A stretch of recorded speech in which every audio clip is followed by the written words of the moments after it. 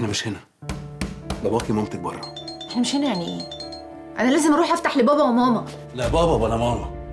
انسي بقى الكلام ده وكملي نوم. انت ايه اللي انت بتقوله ده؟ ايه اللي سمعتيه؟ مش هفتح لحد ومش عايز صداع. صداع؟ هو انت بتتكلم معايا كده ازاي؟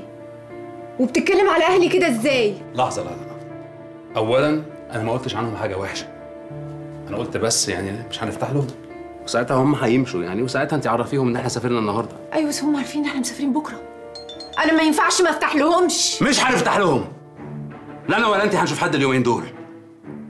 اليومين دول بتوعنا بس. مش هسمح لاي مخلوق ياخدك مني لحظه واحده. انا ما صدقت. ده مش مبرر.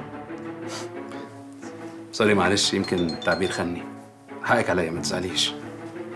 حلو كده؟ ايوه بس هم واقفين بره وجايين يطمنوا عليا. قلنا خلصنا خلاص، مش هنفتح لهم، وعرفيهم ان احنا سافرنا النهارده. واصلا انا يعني هحضر لك فطار حلو قوي. هنقعد نفطر انا وانت لوحدنا وننام تاني. هو في حد يكون في ايده القمر ده ويشيله؟ انا لسه ما شبعتش منك ولا من القعده معاكي. ايوه بس هم كده هيزعلوا مني. ولا هيزعلوا ولا حاجه بصراحه، يعني حوار ان الاهل يجوا يوم الصباحيه ده سخيف قوي وبطل. وبعدين انا عامل لك مفاجاه حضرها لك من اول يوم شفتك فيه، وعارف انها هتعجبك قوي. انت عامل لي مفاجاه؟ ايه هي؟ يا زوزو هداوه بقى بالهداوه، مش ساكنين لوحدهم. ده فرح، ده هم الناس كلهم عارفين ان دي صباحيه. دلوقتي تليفوناتهم الاثنين مقفوله. يعني ايه مقفوله؟ اسنجوا دول ولا ايه؟ يا زينب يا زوزو يا عروسه، خلص بقى وقول لي ايه المفاجاه. مش هقول لك غير لما تسمعي الكلام. اسمع الكلام في ايه؟ سامع الخط اللي على الباب؟ والله العظيم بطه دي هتكسر الباب على دماغنا.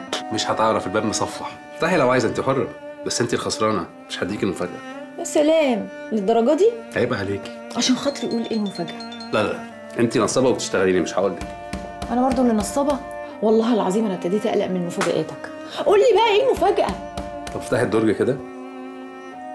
في الدرج ده؟